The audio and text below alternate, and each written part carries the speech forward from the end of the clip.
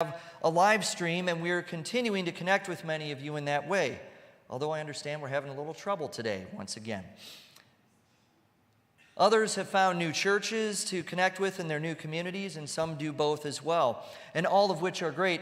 But something else I have noticed is that those who go for, let's just say, other reasons, they tend to mostly be on the side of what they are or aren't getting anymore. Now, if you are called elsewhere by God, God bless you. But no change of pastor is going to change what we are truly called to be as followers of Jesus. Love, as the Apostle Paul says, needs to be genuine. And when we hold fast to what is good, we realize then that love is not just about what is in it for us. And the good that I have seen is that love that we demonstrate from here is what compels people to come to Newburgh today. Because we're all at a place that reflects God's love and reflects inclusion that so many churches fail to reflect today. We are a place that not only invites people to come, we are a place that sends people to go and to share that love with people who are in need out in the world and right here in our own community as well. This is the legacy, and that is where we are going and continuing to go as a community of faith and as a church and as the people of God. And as we do all of that, we are going to love more perfectly. We may not know where it takes us, but we can know the reasons why. Love is in short supply today. And I'd be remiss, if I did not mention the terrible tragedy that we are just finding out about from last night, all at a grocery store in Buffalo, as 10 people were gunned down and 3 more injured in another mass shooting. Where is the love of Christ that is being reflected in the world that would allow someone to think that this is still okay? Our thoughts and prayers, my friends, are not enough. We need to demonstrate that love, and we must take that love out into the streets and make sure that those who are leading will be accountable to that love of Christ, and not simply throw up our hands and say, well, what can we do?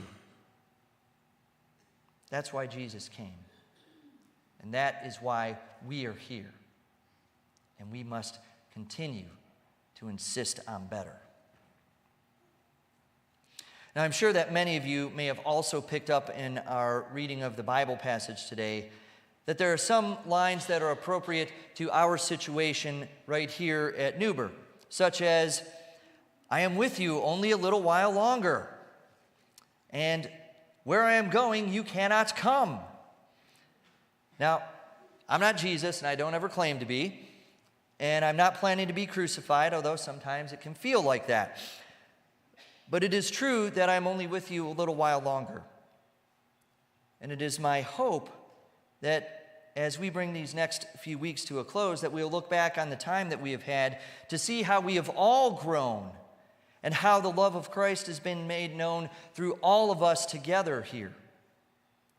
We have gone on this part of the journey together, and it will soon be time for me to go elsewhere. At least that's what the bishop told me anyway.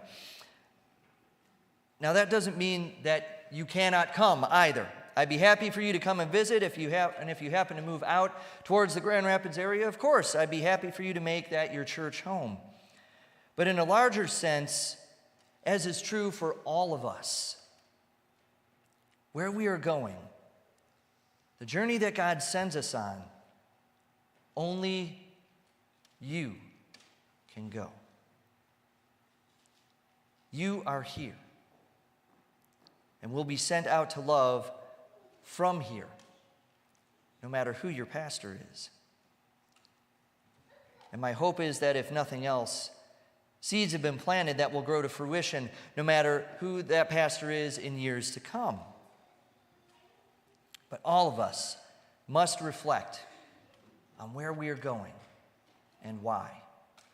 And if we embrace that commandment to follow Jesus wherever we are being led and embrace that commandment to love God with all our heart, soul, mind, and strength, and to love one another as Christ loved us, our neighbor and ourselves. We cannot fail.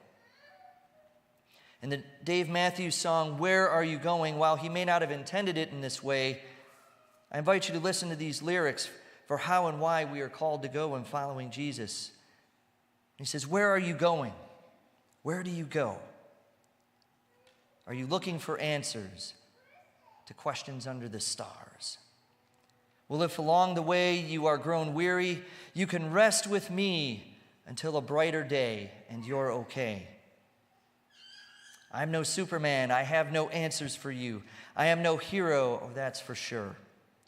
But I do know one thing, and that's where you are. It's where I belong. And I do know where you go is where I want to be. Wherever we go, may we be the love and presence of Jesus. Thanks be to God. Amen."